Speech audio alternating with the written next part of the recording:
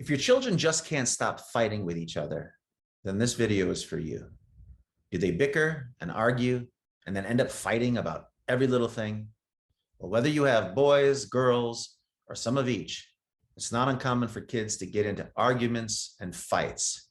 So today, let's talk about some really simple things you can do when your children can't stop fighting.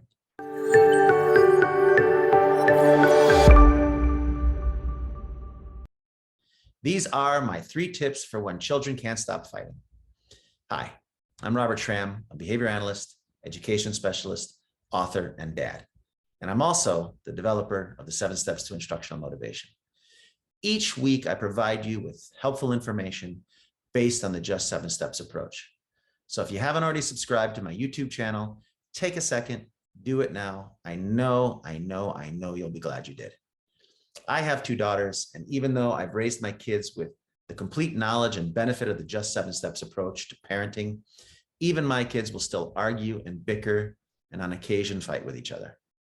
We've all heard slamming doors and stomping feet and I hate yous directed at siblings. But even though this is a natural thing to occur, what can we do to start to limit or reduce the amount of fighting you see from your kids right away?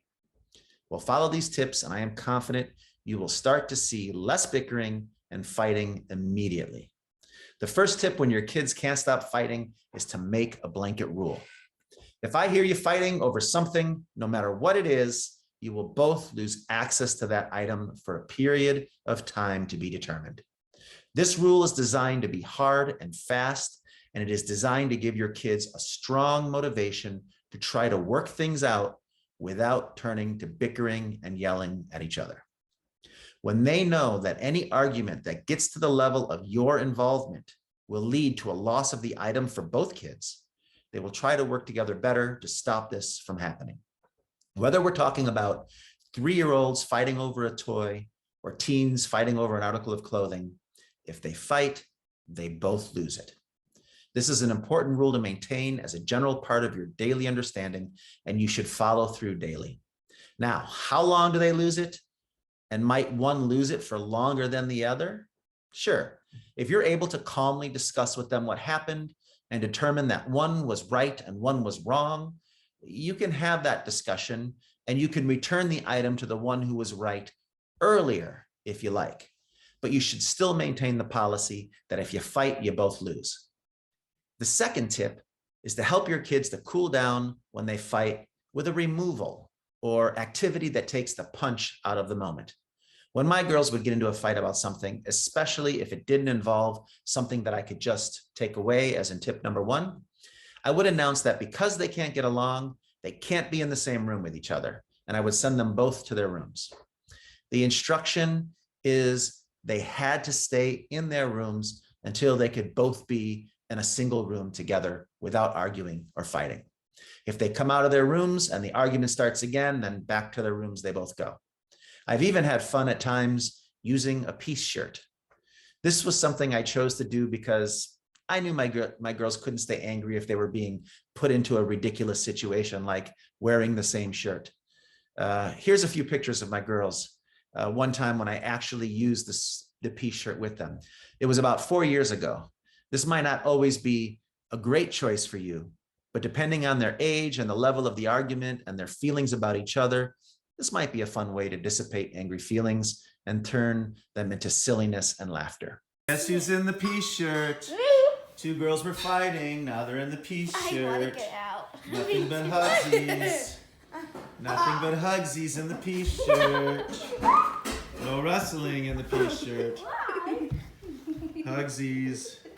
I can't tell you the number of times I asked my girls if I needed to bring out the peace shirt for them to both immediately say, "No, Dad, we got this." The final tip is for families who really are dealing with a large amount of fighting and children who just do not seem to get along at all. For these families, I've recommended developing a quick token plan that offers a strong, meaningful reinforcer that they can earn after enough days go by without fighting. Perhaps it is a chance to go to a special restaurant or to a family movie night. Perhaps it involves permission to sleep over at a friend's house or to have a sleepover. Perhaps it involves getting something from a store or a chance to just go pick up a treat. But whatever you pick, it should be something that your kids both say that they would be willing to work for and that it would be worth it to avoid fighting with each other during the day.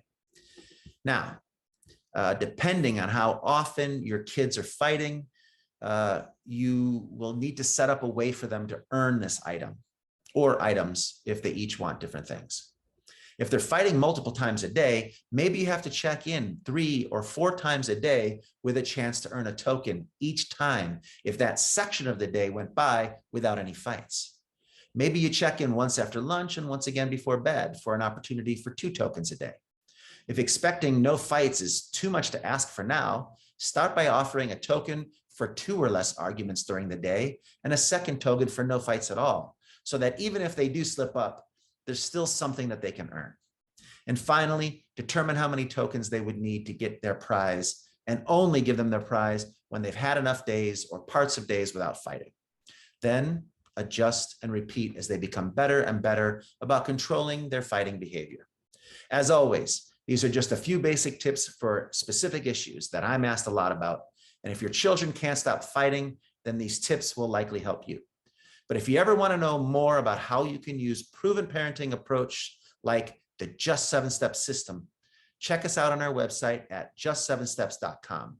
You go to /workshop and participate in our 53-minute video called How to Get Your Kids to Listen Without Raising Your Voice or Nagging. And it's available to you right now for free. So if your children can't stop fighting and you've had enough, consider the 3 tips I shared with you today. Start with a blanket rule that if you fight over something, you lose it.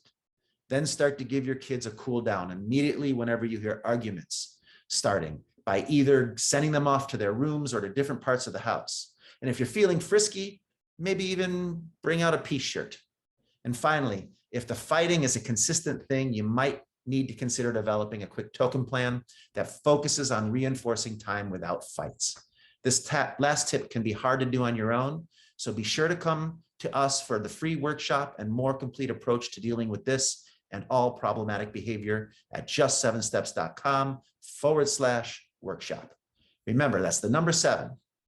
If you like this video blog, I would love it for you to leave me a comment, give me a thumbs up, share the video with others who might benefit, and subscribe to the channel for more valuable parenting videos. I'll see you right here next week, but only if you take the time to subscribe. So don't miss out, subscribe and follow me now.